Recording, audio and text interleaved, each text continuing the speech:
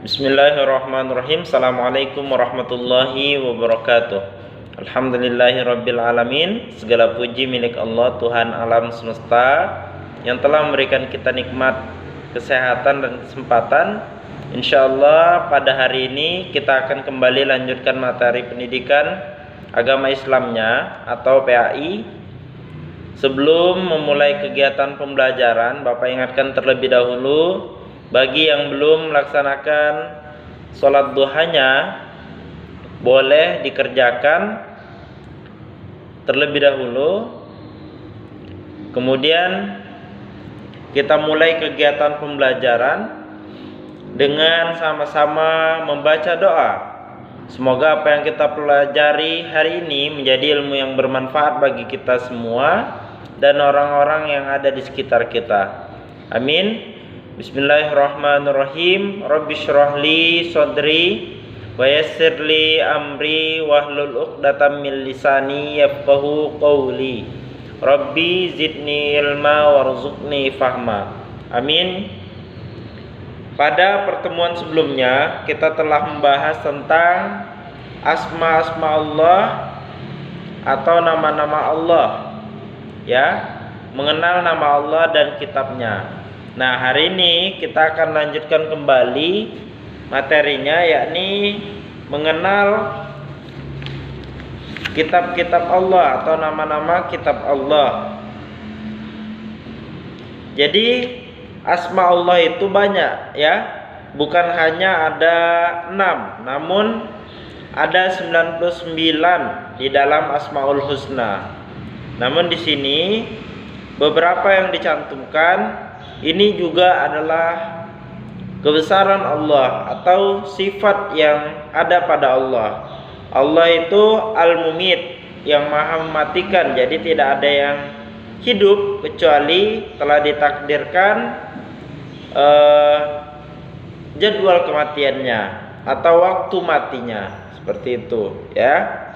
Selanjutnya Al-Hayyu, yang maha hidup. Nah, Allah itu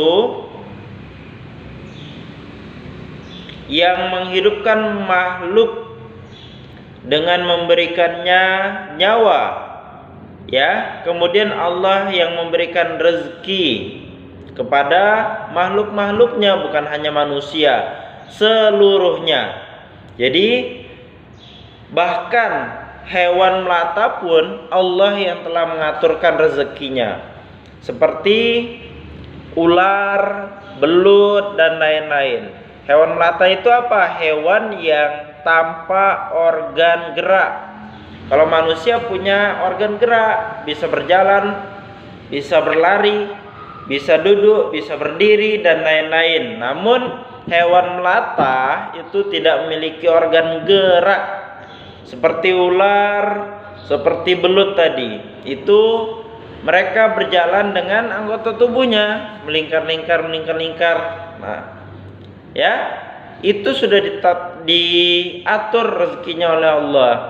Jadi tidak ada yang perlu dikhawatirkan, seperti itu, ya. Selanjutnya Al-Qayyum, yang maha berdiri atau mandiri. Allah itu tanpa pertolongan siapapun. Allah mampu menciptakan makhluk sedemikian rupa tanpa pertolongan siapapun, tanpa pertolongan malaikat, ya, tanpa pertolongan manusia. Allah mampu. Jadi kita tidak boleh netting atau negative thinking pada Allah, karena Allah yang telah menciptakan segalanya, kebutuhan manusia, kebutuhan makhluk hidup lainnya. Kemudian ada Al-Ahad. Al-Ahad yakni yang Maha Esa.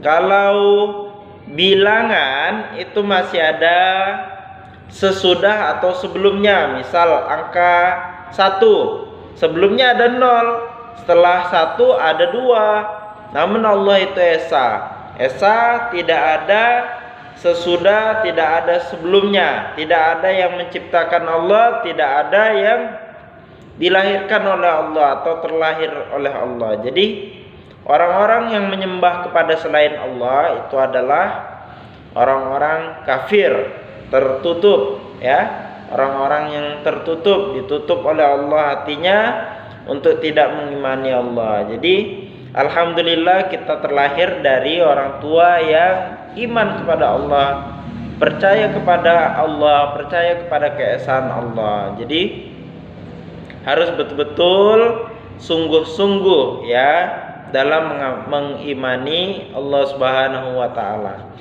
Selanjutnya di halaman 16 kita akan lanjutkan mengenal kitab-kitab Allah Subhanahu wa taala. Perintah Allah Subhanahu wa taala di dalam Al-Qur'an untuk mengimani kitab-kitabnya, yakni terdapat pada Quran surah An-Nisa ayat 136. Bismillahirrahmanirrahim. Ya ayyuhalladzina amanu aminu billahi wa rasulihi wal kitabil ladzi nazzala ala rasulihi wal kitabil ladzi anzala min qabl wa may yakfur billahi wa malaikatihi wa kutubihi wa rusulihi wal yaumil akhir faqad dhalla dalalan ba'ida. Shadaqallahul azim. Nah, ini adalah dalil bahwasanya Allah memerintahkan kita untuk mengimani Allah, mengimani Rasulnya, dan mengimani kitab-kitabnya.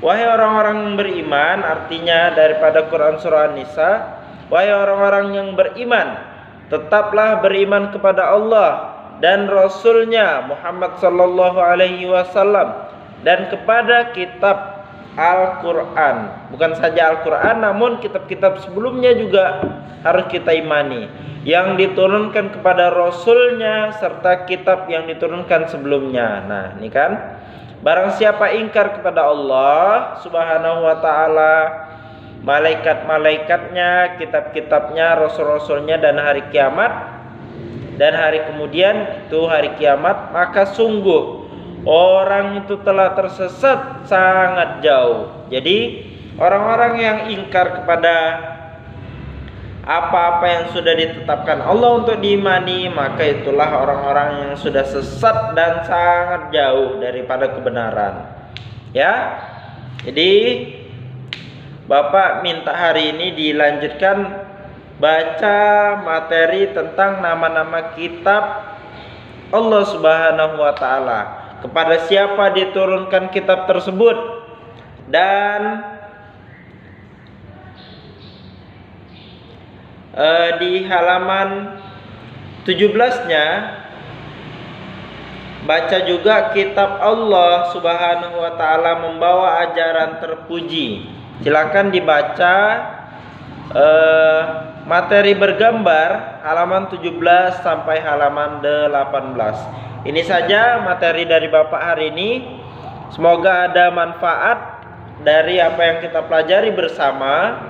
Insya Allah nanti tugasnya Bapak ketikkan melalui chat di grup. Jadi silakan dibuka dan dipantau grupnya. Untuk materi yang tadi Bapak minta dibaca, silakan dibaca terlebih dahulu dengan seksama. Terima kasih nak. Semoga kita senantiasa terjaga daripada mara bahaya wabah yang sedang melanda bukan hanya di kota kita, namun seluruh dunia merasakan. Jadi ini dari Bapak, lebih dan kurang mohon maaf.